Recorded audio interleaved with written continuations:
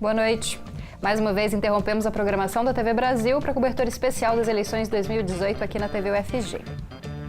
E com a apuração dos votos finalizada, o cenário nacional se desenha. Temos 3 governadores do PT eleitos. Na Bahia, Wellington Dias, no Ceará, Camilo, e no Piauí, tem o mesmo nome, deve ter ouvido um erro de apuração, e no Piauí também. 2 do DEM, em Goiás, Ronaldo Caiado, e Mauro Mendes, no Mato Grosso. 1 do MDB, Renan Filho, em Alagoas. 1 do PCdoB, Flávio Dino, no Maranhão. E 5 de partidos de centro. No Acre, Gladstone Camelli, do PP, no Espírito Santo, Renato Casagrande, e na Paraíba, João, ambos do PSB. No Paraná, Ratinho Júnior, do PSD, e no Tocantins, do PHS, Mauro Carlesse. Bom, esse programa vai analisar ainda mais o cenário nacional com a finalização da apuração dos votos. E para falar sobre esse cenário, a gente conta com a presença do professor Robert Bonifácio, cientista político. Olá, professor, obrigada pela presença. Olá, Camila, eu que agradeço. Prazer estar aqui. Contamos também com a professora Laís Tomás, que é analista de Relações Internacionais e professora da UFG. Obrigada, Laís. Obrigada, Camila, pelo convite. Ansiosa pelo nosso debate. Também. Bom, e para finalizar, contamos pela primeira vez com o professor Carlos Santander, que também é cientista político. Obrigada, professor. Muito obrigado pelo convite. E, bom, à disposição para poder falar sobre o que vem acontecendo no Brasil. Sim. Bom, a gente queria já ir para a apuração para a gente desenhar os números do cenário nacional. A gente está aqui na tela já com 96% dos votos totalizados. A gente tem aí Jair Bolsonaro com 46,66%, Fernando Haddad com 28,43%, Ciro Gomes com 12%, Geraldo Alckmin com 4%, João Amoedo subiu para quase 3%, 2,57%, Cabo Daciolo com 1%, Henrique Meirelles também com 1%, Marina com 1%, Álvaro Dias, Guilherme Boulos, Vera Emael e João Goulart Filho, todos com menos de 1% de votos válidos nesse momento. Ver se a gente consegue aí brancos também, 2% de votos brancos, 6% de votos nulos. É isso mesmo que a gente tem até o momento. Então, para começar, qual que é a análise que a gente pode fazer desse cenário? Jair Bolsonaro com 46%, um número muito maior do que o das últimas pesquisas, segundo turno contra Haddad. Vou começar com você, professor. Tá bom. Primeiro, de fato, uma onda pró-Bolsonaro na última semana, né? Ao longo das últimas semanas, o Bolsonaro, desde que começou a campanha eleitoral, cresceu cerca de 15 pontos percentuais e chegou muito forte para o pleito, né? E, de fato, as pesquisas não conseguiram identificar isso de véspera, né? E com a faca e o queijo na mão. 46%, 47% de votos válidos. Segundo turno, espera-se ser muito mais tranquilo para o Bolsonaro do que foi o primeiro turno, né? Lembrando que ele não conseguiu montar uma coligação competitiva para ter tempo na TV, para ter aliados nos estados. Candidatos a governadores e senadores mostraram seu apoio na reta final, né, de forma oportunística para o Bolsonaro. Isso rendeu a eles uma grande recompensa eleitoral. O melhor exemplo, talvez, Romeu Zema, Minas Gerais, é o candidato do Novo, que está no segundo turno, que estava lá no começo da campanha com 1% de voto e agora tem quase 45%, se não me engano, de votos. Então, é uma campanha que está se desenhando, um predomínio da centro-direita e uma forte tendência em direção do Bolsonaro no segundo turno. Professora Laís. Bom, eu acho que eu tenho duas informações adicionais para colocar. Uma primeiro de caráter internacional, já que é mais a minha área. Eu ouso dizer, baseada até em pesquisas de um professor de Harvard, Roderick, que a gente está vivendo um populismo de direita. Então, essa tendência ela vem caminhando na Europa e ela se assume também na eleição do presidente Donald Trump nos Estados Unidos. É um movimento que exacerba os movimentos mais extremos de direita, que demonstra todo o descontentamento em relação a essas políticas sociais. No caso dos Estados Unidos, foram também em relação às políticas de globalizantes. Então, vê-se uma classe média insatisfeita e muito com vontade de mudar, mas que houve nesse discurso que às vezes é pautado, de certa forma, no ódio, uma identificação. Então, você vê um movimento pró-Bolsonaro de diversas frentes bem distintas, mas que têm se mostrado bastante descontentes. Outro fato interessante foi a derrota do PT no Senado, em São Paulo, e também da presidente Dilma, né, em Minas Gerais. Então, aquele apoio que o PT acho que estava contando para um possível segundo turno já, ele não vai ter mais. Então, acho que a gente tem que também colocar isso na conta agora para analisar como que vai ser esse próximo cenário dos próximos dias. Professor Carlos? Sim, minha leitura ela se fundamenta em uma questão que era evidente. Bolsonaro tinha as condições de realmente sair, não? Em uma situação de muito benefício dada as circunstâncias da própria eleição. Se a gente observa Haddad, ele é um candidato recente. Segundo lugar, a gente também tem que tomar como referência toda essa campanha de desinformação, né, que tem gerado uma distorção muito significativa no eleitor e que obviamente tem orientado, não, a intenção de voto, ou em todo caso o próprio voto. Depois a gente também tem que falar, não, especificamente da prisão do ex-presidente Lula e também da intervenção do judiciário, não, na campanha eleitoral, que de alguma outra forma teve sim, né, algum tipo de repercussão. Bom, era natural este resultado, era esperado, eu acho que faz parte, não, de um conjunto de fatos, não, subsequentes. Então, como muito bem dizem os colegas, revertir esse processo será obviamente muito difícil, muito difícil. Bom, ainda que não tudo está dito geralmente em política, ainda restam 3 semanas de reflexão para o eleitor realmente pensar uma situação na qual se repete de forma muito semelhante aquilo que aconteceu no ano 1992 no Peru, não? Quando se instala um regime autoritário, eleito, não, um presidente, e também de forma semelhante como quando aconteceu com a eleição de Hugo Chávez, não, na Venezuela. Então, regimes autoritários, não, eleitos, não, vindos de eleições, não, democráticas, e que levaram, não, a uma situação, não, de prolongação, não, de uma situação de autoritarismo que foi muito nefasto, não? Tanto no Peru como está sendo, inclusive, hoje, não, na Venezuela. Bom, a gente vai falar um pouquinho da apuração internacional, já que a professora Laís Tamás colocou isso em pauta. Aqui alguns números apurados, deixa eu ver, porque eu não estou conseguindo identificar. Acredito que a gente ainda está com a apuração geral. É a apuração total, isso, 77% totalizado. Também, à frente, Jair Bolsonaro, 58%, Ciro Gomes, 14%, Fernando Haddad, 10%, ganhando aí com um número mais expressivo ainda na comunidade internacional. O que você deveria esse descontentamento até mesmo do eleitor que está fora do país para votar nessa outra via que seria Jair Bolsonaro?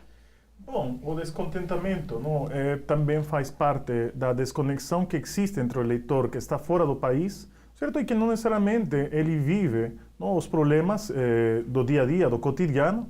Então, obviamente, muitas vezes um eleitor desinformado é um voto, não, distante da realidade e que acompanha, não, as tendências vinculadas, não, às redes sociais.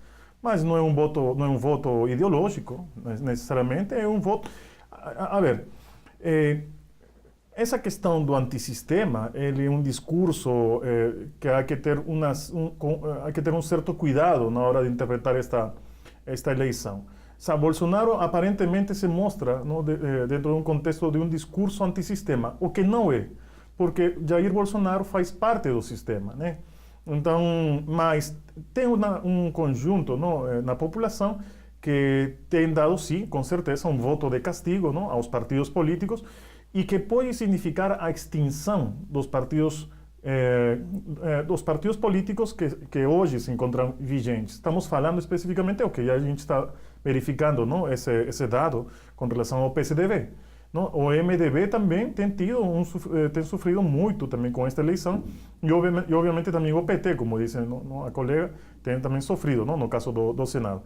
Então, isso pode levar, não, a uma maior exacerbação, justamente caminho à extinção, não, do sistema partidário, não, que esteve vigente até esta eleição. Não? Professor Robert?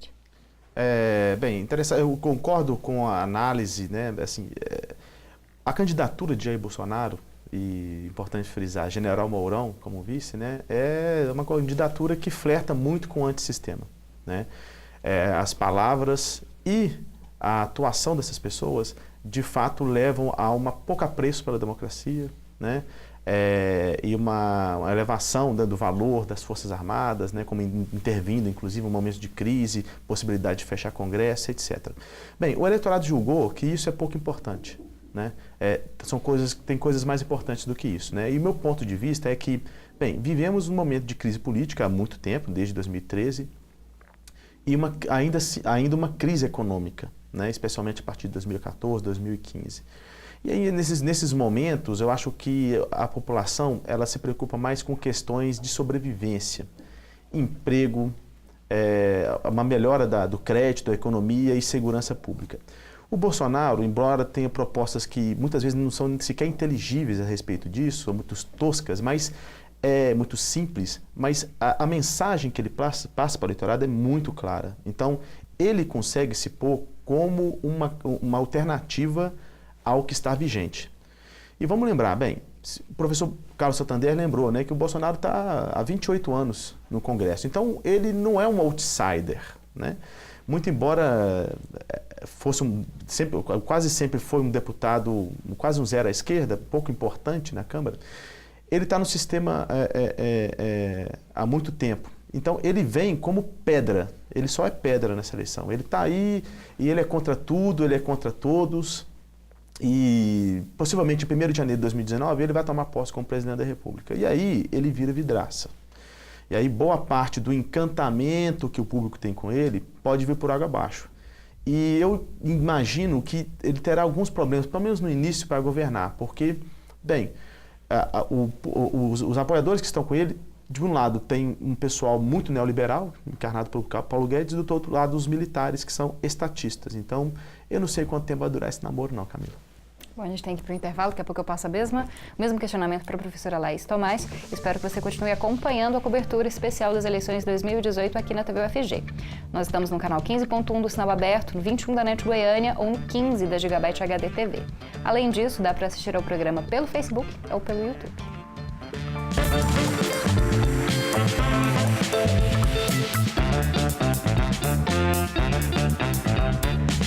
Você sabia que algumas pequenas mudanças em sua rotina podem contribuir para um mundo mais sustentável? Apague as luzes dos cômodos que não estão sendo usados. Use lâmpadas mais econômicas. Aproveite a luz solar, é mais agradável e faz bem para a saúde. Retire da tomada os eletrodomésticos após o uso. Eles consomem energia mesmo quando desligados.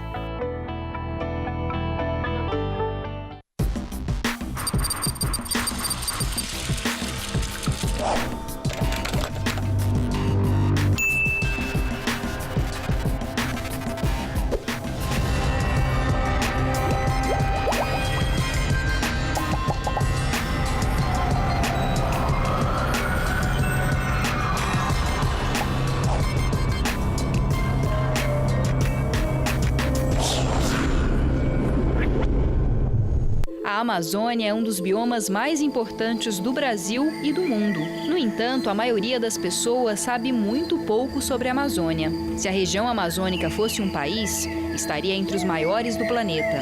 Com 6,5 milhões de quilômetros quadrados, essa região é apenas um pouco menor que a Austrália. A floresta amazônica se estende por 9 países. O rio Amazonas é o maior rio do planeta e, junto com os afluentes, forma também a maior bacia hidrográfica do mundo. Mas apesar da quantidade de rios e a umidade característica, a região vive a ameaça da seca. Gigante na extensão territorial e na oferta de água, a Amazônia é o maior bioma do Brasil e um dos mais importantes berços da biodiversidade no mundo. São milhares de espécies de plantas e animais, muitos dos quais ainda nem identificados. E o que é pior, ao menos 40 espécies de animais da Amazônia estão em risco de extinção, como, por exemplo, o peixe-boi. O desmatamento é um dos grandes perigos que ronda a Amazônia e é motivado principalmente pela mineração, pela exploração de madeira, pelas hidrelétricas e pelo agronegócio. Faça a sua parte. Conheça a Amazônia.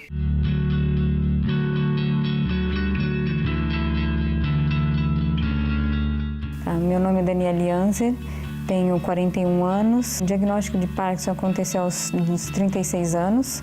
Depois de 6 anos de busca, né, eu fiquei em choque. E aí eu pensava assim, isso não é comigo, não está acontecendo comigo, não sou eu que estou vivendo isso é um pesadelo e eu vou acordar. Porque já é difícil lidar com a doença e ainda você se sentir rejeitado pela sociedade, isso é muito ruim.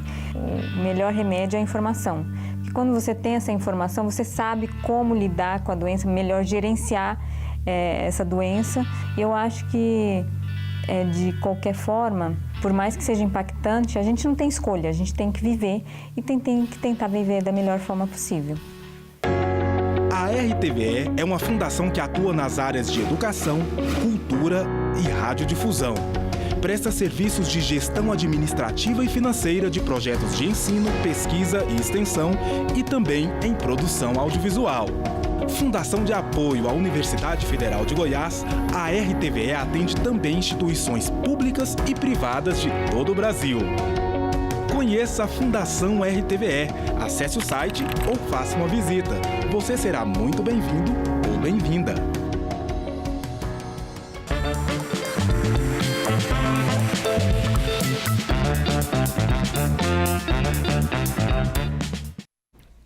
Estamos de volta com o nosso último programa da cobertura especial das eleições de 2018 e estamos conversando com o professor Robert Bonifácio, cientista político, professor da UFG, professora Laís Tomás, analista de relações internacionais e também professora da UFG, e com o cientista político Carlos Santander.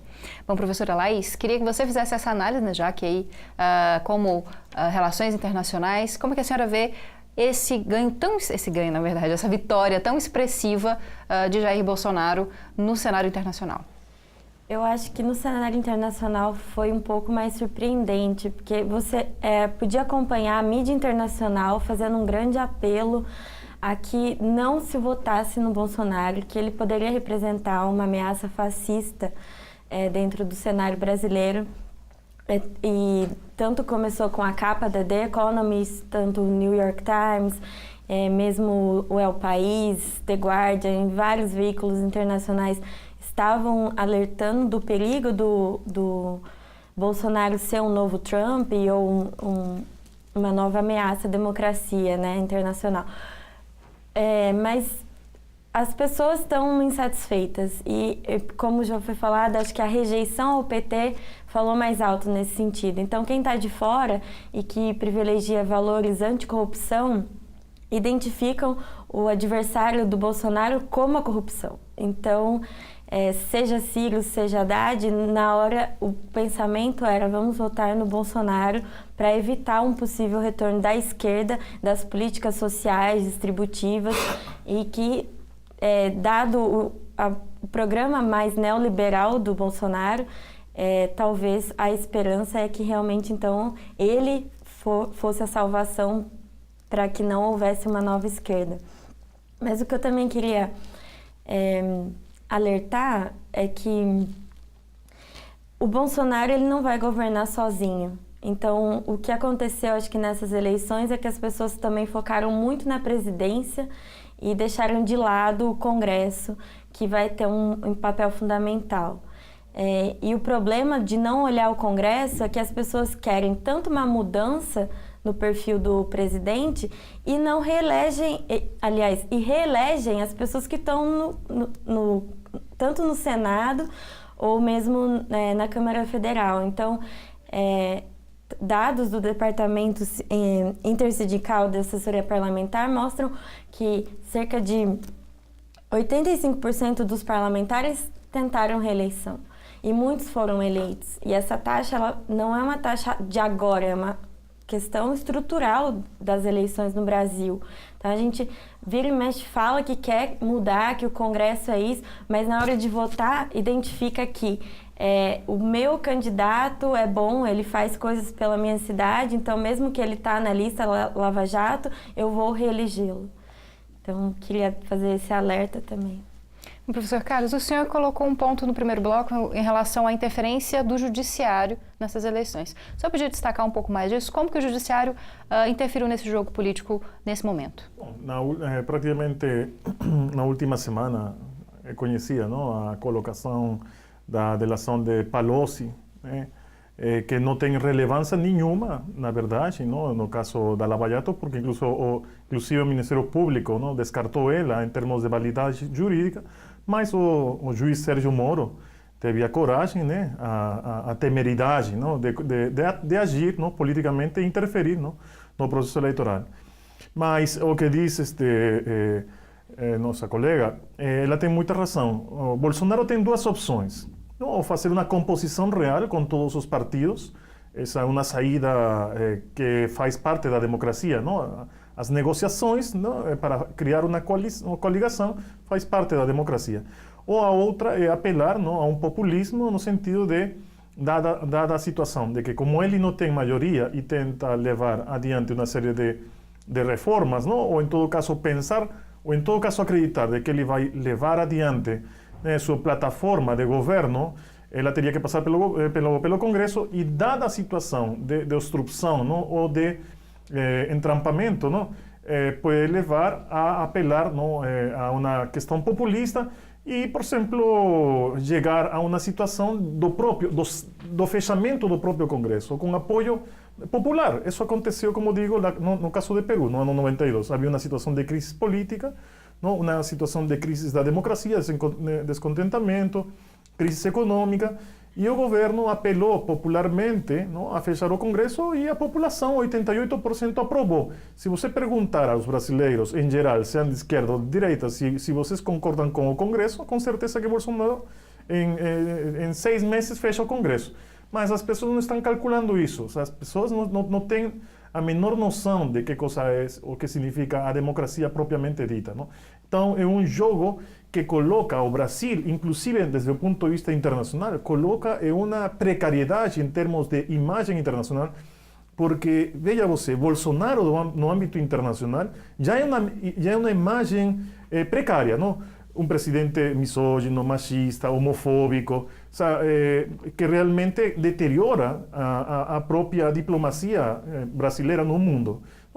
Principalmente em países que têm, não, uma pauta progressista bastante significativa, não, por exemplo, na Europa. Então é uma situação bastante controversial a eleição de Bolsonaro, que vai colocar, ou em todo caso vai levar a um grande retrocesso ao Brasil.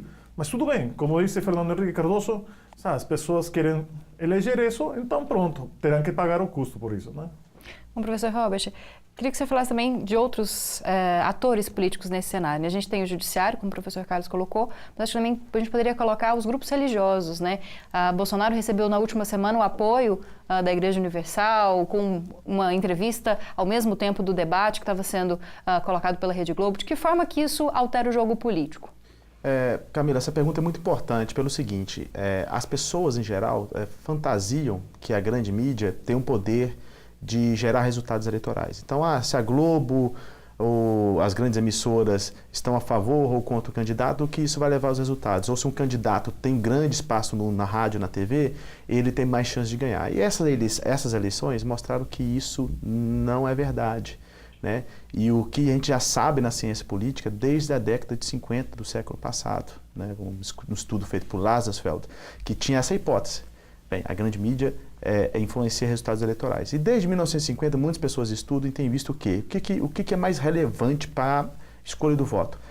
É o círculo social que você está imerso. Então, a igreja, por exemplo, tem muita influência nisso. O que o pastor, ou o padre, ou os seus amigos da igreja, a direção da escolha eleitoral deles influencia muito a direção da escolha eleitoral dos familiares e dos amigos, né, que eles possuem. Então, a igreja é muito importante. E eu observo, durante a campanha, que tanto os evangélicos neopentecostais como as igrejas neopentecostais fecharam com o Bolsonaro, né? E até o voto dos católicos, que durante toda a campanha o Bolsonaro não era o primeiro colocado, era o Haddad, na semana final isso se inverteu. O Haddad também ganha no voto entre os católicos. Então é uma onda pró-Bolsonaro inexorável, é uma coisa impressionante. Eu vi algo parecido com isso em 2002, pró-Lula, né? E agora estou vendo uma onda pró-Bolsonaro, uma onda de extrema-direita. Então, o apoio das igrejas, o apoio maciço das igrejas, especialmente das neopentecostais, sim, tem uma influência por Jair Bolsonaro. E essa entrevista na Record, eu não sei o quanto que essa entrevista por si só foi relevante, porque teve uma audiência muito menor do que o da Globo, né?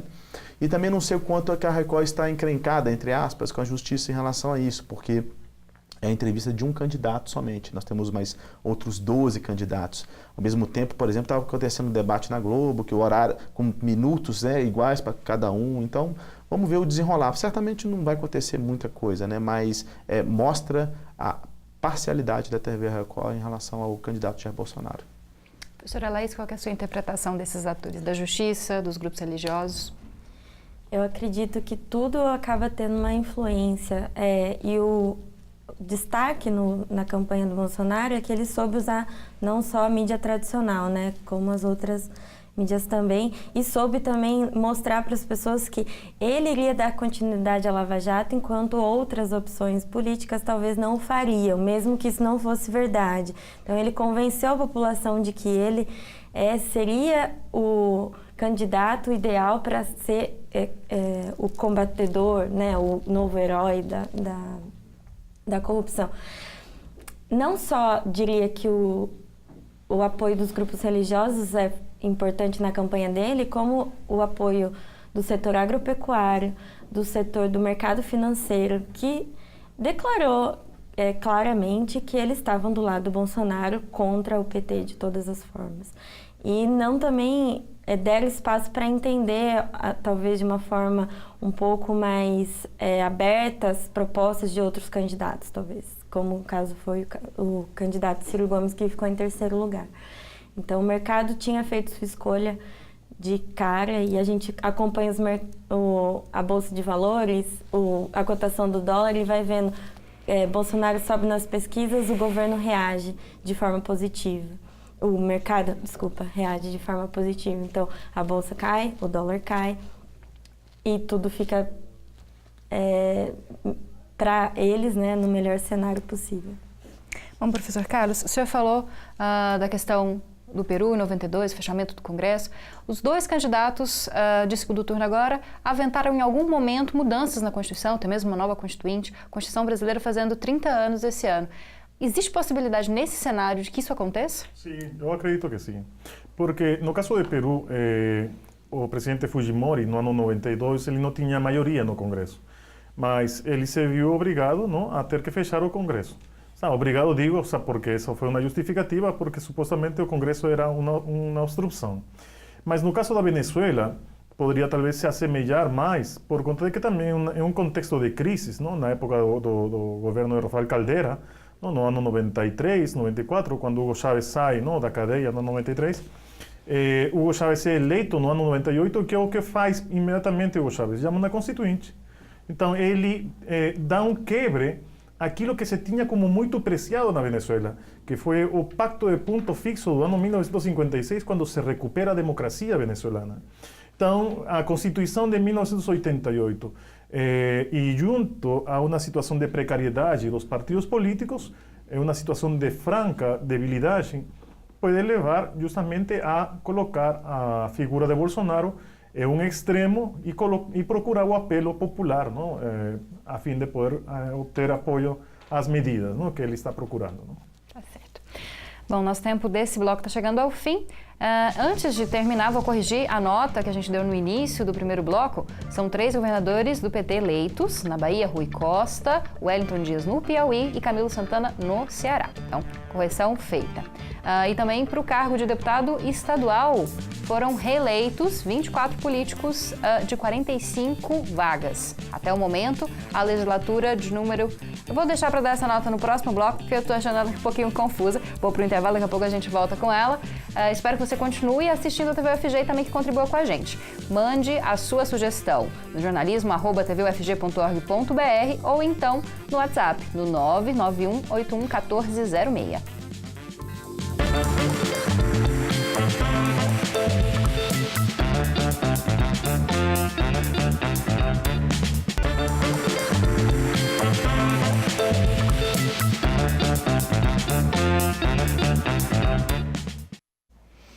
Estamos de volta com a cobertura especial das eleições de 2018 aqui na TV UFG. Agora nós estamos discutindo o cenário político e as perspectivas para o segundo turno com os cientistas políticos Robert Bonifácio e Carlos Santander e também com a analista de relações internacionais, professora Laís Tomás.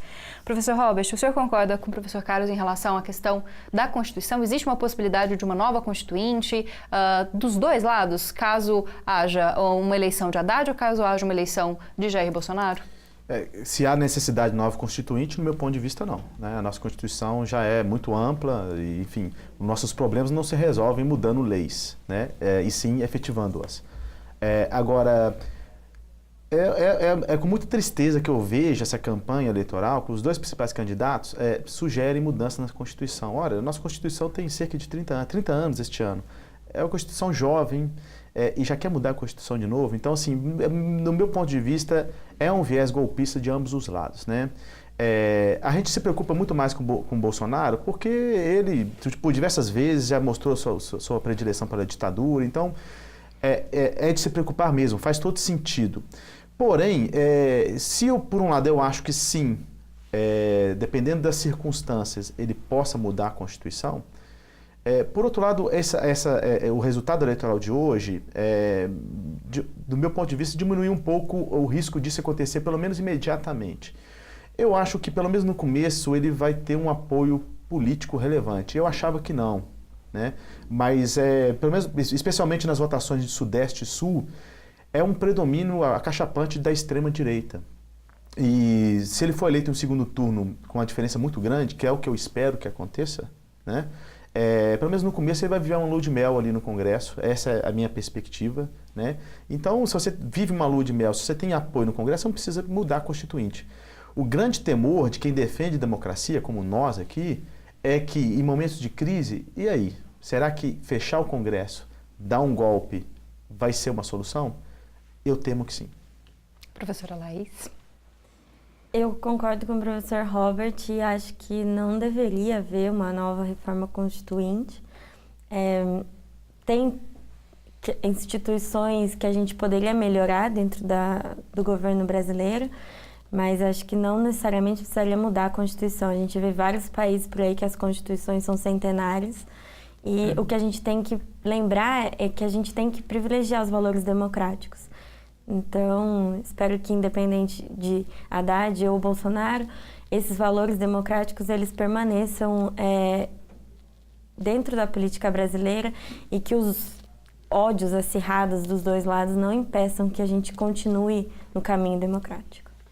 Bom, e durante a campanha eleitoral, vários fatos foram marcantes. Um deles, a manifestação de mulheres, né? O movimento Ele Não, as manifestações pelo país.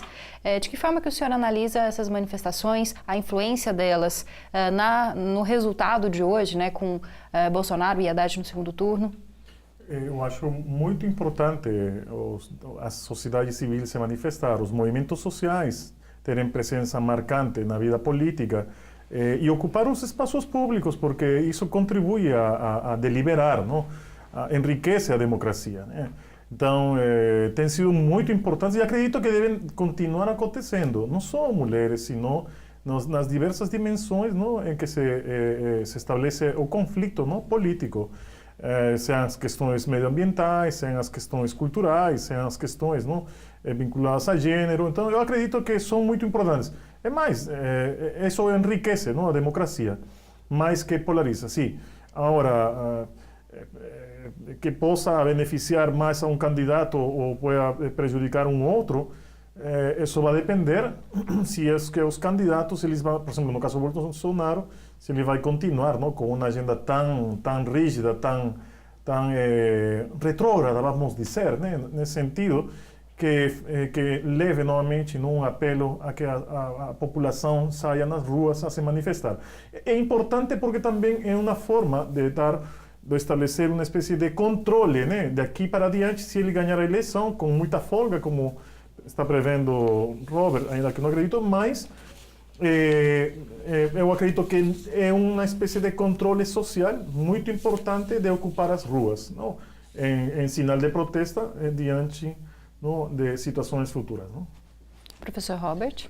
Camila, eu acho que é muito importante essa ação política que ocorreu do Ele Não, né? Por vários motivos, né? Primeiro porque foi protagonizada por mulheres, que geralmente é um segmento social relativamente mais conservador, por diversos motivos, né? Patriarcalismo, é nossa história, né? As mulheres quase sempre, durante muito tempo, tiveram uma posição subalterna, né? Então é muito interessante que essa pauta de direitos humanos tenham sido trazidas pelas mulheres, e isso é um sucesso na pauta progressista brasileira. Nós, através dessa ação do Ele Não, nós expusemos as vísceras da sociedade, né? E trazer esses problemas é o primeiro passo para tentar solucioná-los. Por outro lado, eu tenho dito o seguinte, nós vivemos em uma crise econômica e política.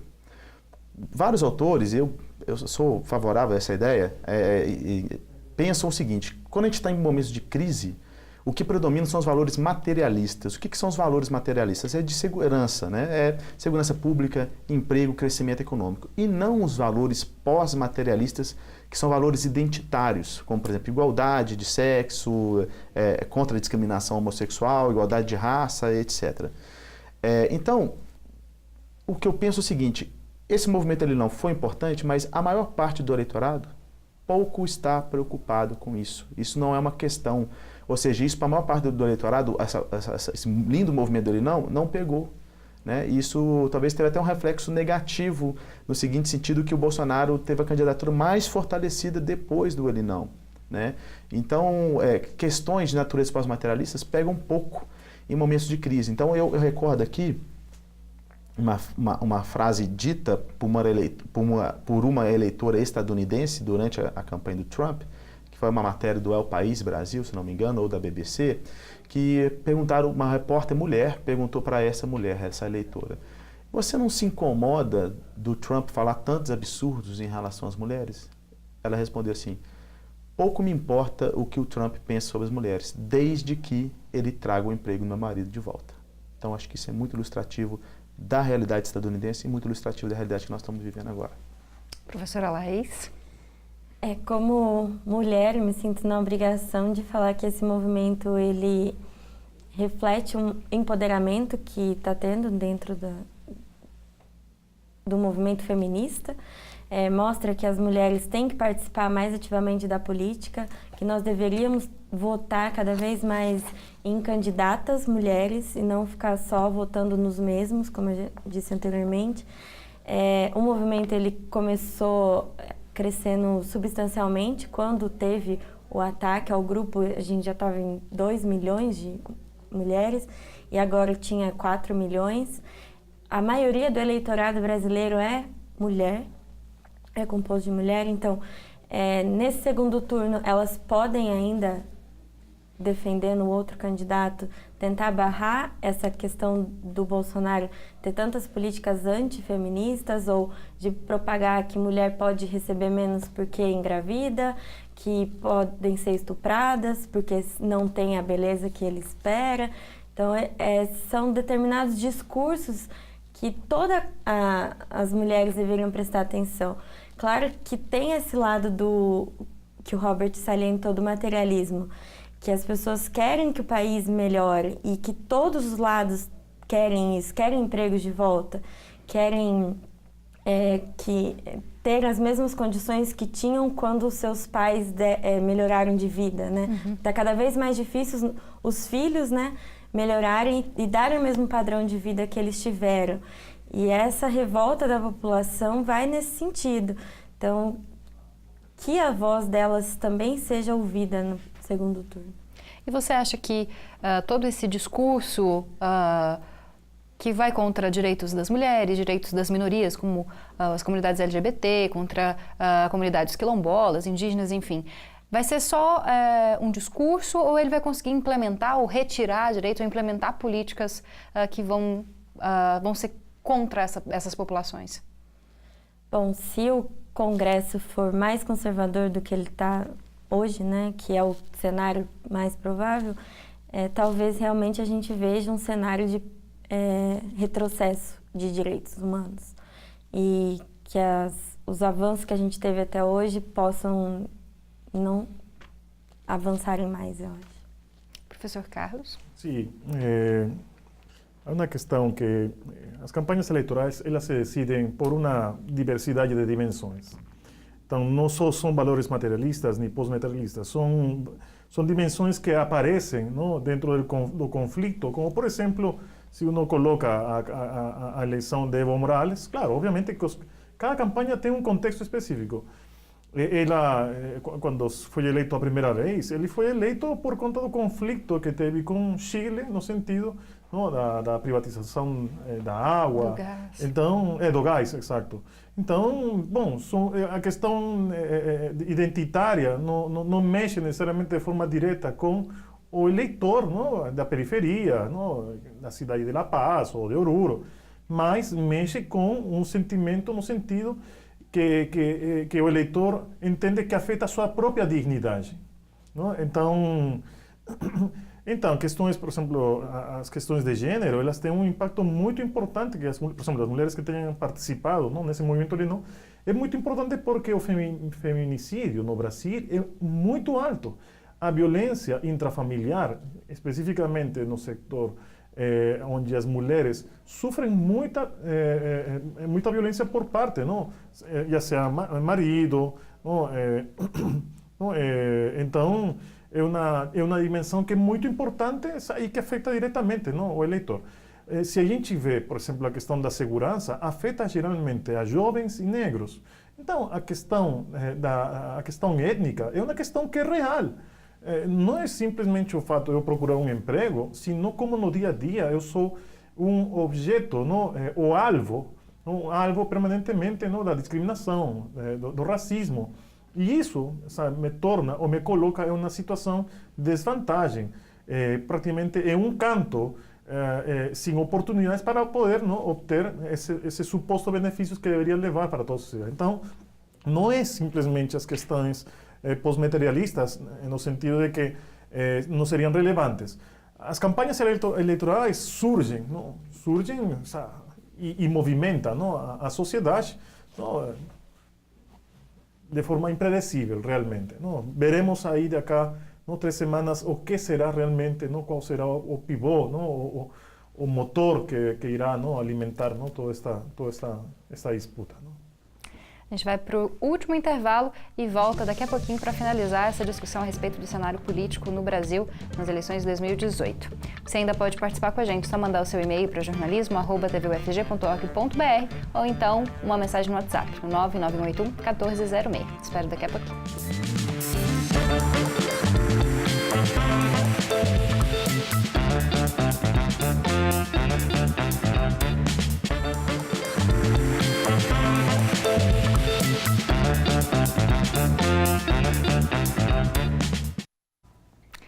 E já estamos quase encerrando a nossa cobertura especial das eleições de 2018, mas a gente ainda tem um tempinho para finalizar a discussão a respeito do cenário nacional com o professor Robert Bonifácio, que é cientista político, professor Carlos Santander, também cientista político, e a professora Laís Tomás, analista de relações internacionais. Professor Robert, é possível apontar as principais diferenças dos planos de governo de Haddad e de Bolsonaro? Sim, embora seja difícil saber qual que é o plano do Bolsonaro, né? Mas há diferenças gritantes em alguns aspectos. Primeiro, na área econômica, o guru, o posto Ipiranga do Bolsonaro, que é o Paulo Guedes, falou que por ele venderia todas as estatais, todas, as cerca de 200 estatais que nós temos, né? Venderia todas, né? Obviamente não vai conseguir fazer isso, né? E o PT, não que tenha um viés estatizante, porque fez muita concessão, né, de PPPs, privatizou também, mas não tem essa ânsia de privatizar como o Bolsonaro. Um outro ponto de grande diferença é na área de segurança pública, né? Petistas e simpatizantes têm uma visão mais humanitária da questão e prezam mais pela inteligência policial do que pela ostensividade da polícia na resolução dos problemas, enquanto que para Bolsonaro, bandido bom é bandido morto, o que traz a ideia de que vai apostar muito mais na ostensividade da polícia, em ações policiais, né, em presença de policiais armados em áreas públicas, do que, de fato, inteligência e resolução de problemas, né? A questão de cultura também, eu acho que os movimentos culturais, produtores, geralmente são pessoas mais ligadas ao espectro da centro-esquerda, e não só Haddad, mas Ciro Gomes e Marina e outros, ao passo que não há muita ligação entre uma extrema-direita e artistas, né? Então, assim, para não alongar muito, eu acho que esses 3 pontos são alguns pontos principais de diferenciação entre Haddad e Bolsonaro. Professora Laís, tem pontos que a senhora quer destacar também de diferenças aí? A política externa, ela está sendo cada vez mais presente nos programas de propostas eleitorais, mas no programa do Bolsonaro, o que a gente vê é um alinhamento mais próximo dos Estados Unidos. Só que ele tem que combinar com o Trump, porque enquanto o Trump busca uma postura mais protecionista, a gente vai do lado de liberalizar tudo. Então, eu não sei se esse relacionamento vai ser tão do jeito que o Bolsonaro deseja, ou mesmo o Paulo Guedes. O PT, o Haddad, ele segue a linha da política externa que os outros governos já tinham enfatizado, no sentido de diversificação de parcerias, de buscar uma autonomia de política externa frente aos países do eixo sul-sul, que a gente chama, então, os países do BRICS, e não ficar dependendo só dos países mais envolvidos. É a primeira vez que o PT está sem o Marco Aurélio Garcia, que faleceu ano passado e teve uma grande influência dentro do programa de política externa do PT. Então, é mais ou menos essa diferenciação de política externa que eu ressalto. Professor Carlos. Bom, há diferenças gritantes, com certeza. Primeiro, a questão de direitos humanos, não? Além das colocadas aqui, a questão de direitos humanos é talvez também um elemento diferenciador, não? entre Haddad, não? E Bolsonaro. Conhecemos, não? As políticas que foram implementadas, não? Durante o governo de Lula, inclusive, claro, quando o próprio Haddad foi ministro de Educação, referente ao Plano Nacional, não? De Educação na área de direitos humanos, não? Uma série de políticas e ações afirmativas vinculadas, não? A quotas. A gente sabe, não? Que o Partido dos Trabalhadores, não? Como todo segmento, não? De partidos de esquerda, são favoráveis, não? A uma agenda de reconhecimento, não? Às minorias, né? de luta e defesa às questões da mulher. E além disso também se permitiu um espaço, não? Vinculado à memória e à verdade, não? Vinculado à questão do regime militar. Tudo isso como políticas de Estado, mas agora no caso de Bolsonaro praticamente isso não existe, né? Não existe porque há uma racionalidade, em todo caso há um desprezo, não? Há um desprezo a essas temáticas, há um deboche, né?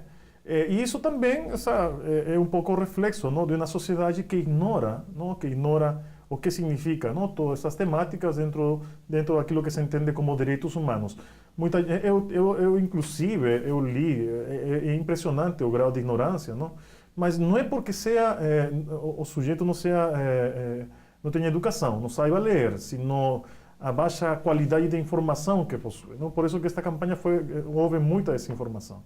Então, lendo, não? Um estudante de direito falando de que as pessoas deveriam optar por renunciar a seus direitos humanos.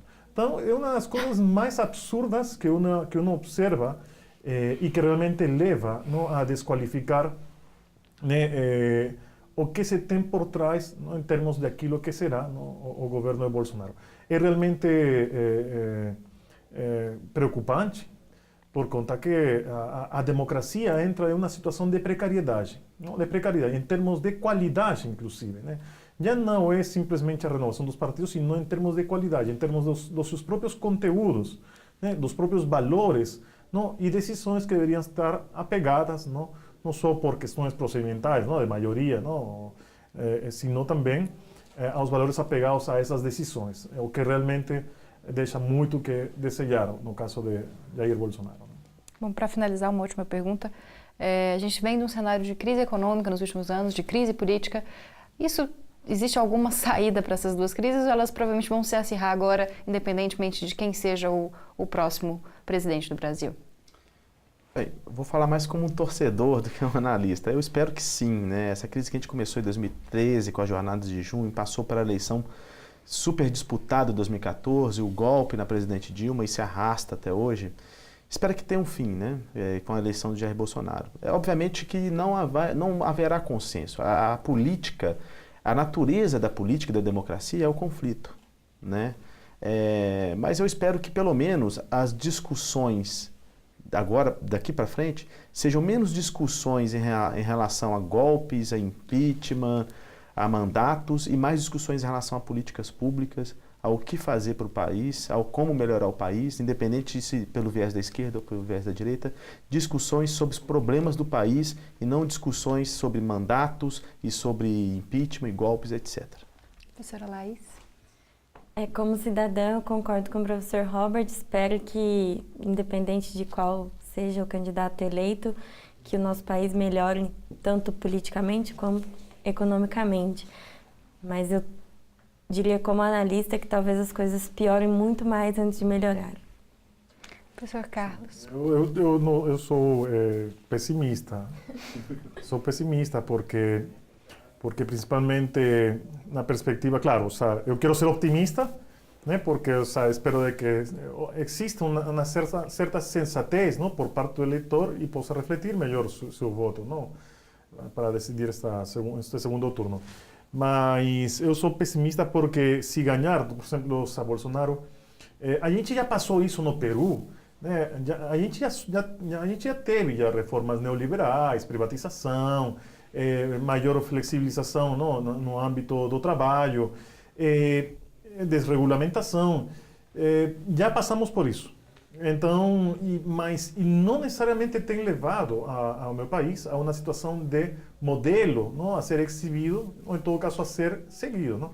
Então, isso pode levar realmente a um maior estagnamento, não? Sei que é importante fazer algumas privatizações, não? Algumas concessões, parcerias PPP, mas eu acredito que ainda é muito importante o papel do Estado. E pelo menos na perspectiva de Bolsonaro, ainda que ele é confuso, não? Mentalmente nesse sentido, acredito de que o Estado não terá um papel importante no desenvolvimento do Brasil, dada não, a perspectiva não, de Paulo Guedes, o que realmente levará não, a uma maior dificuldade, não, para poder decolar, não, dessa situação na qual a gente se encontra. Bom, antes de finalizar, a gente vai colocar aqui na tela o resultado final da apuração. Final quase, na verdade, né? 98,75% das urnas apuradas, Jair Bolsonaro com 46% dos votos válidos, Fernando Haddad 28%, Ciro Gomes manteve 12%, Geraldo Alckmin 4%, Amoedo 2%, Cabo Daciolo, Henrique Meirelles e Marina com cerca de 1%, Álvaro Dias, Guilherme Boulos, Vera Emael e João Goulart Filho com menos de 1%. Então, consolidado aí esse resultado de 46% para Jair Bolsonaro, 28% para Fernando Haddad. E a gente continua fazendo a cobertura das eleições de 2018 agora no segundo turno. Queria agradecer, professor, pela sua presença. Muito obrigada. Eu que agradeço, Camila, TV UFG. Muito bom estar aqui com vocês. Muito obrigada. Obrigada, professora Laís, novamente. Obrigada, Camila, pela oportunidade e confiante no segundo turno que seja feito melhor. Obrigada, professor Carlos, também, e bem-vindo ao Conexões. Muitíssimo obrigado. Espero que tenhamos contribuído, não, para esclarecer algumas questões que realmente são simples, mas esperamos que o eleitor tome melhor ciência, não, para esse segundo turno. Bom, Conexões está chegando ao fim nessa cobertura especial das eleições 2018. Espero que você continue acompanhando a programação da TV UFG e também que acesse o nosso site, tvufg.org.br. Além disso, nós temos outros 4 canais de comunicação com você: Twitter, Instagram, Facebook e YouTube. Você pode acessar, curtir nosso conteúdo, comentar e compartilhar. E eu espero você amanhã, segunda-feira, às 6h30 da noite, com mais um debate especial do Conexões, dessa vez falando sobre agrotóxicos. Uma ótima noite para você e até amanhã.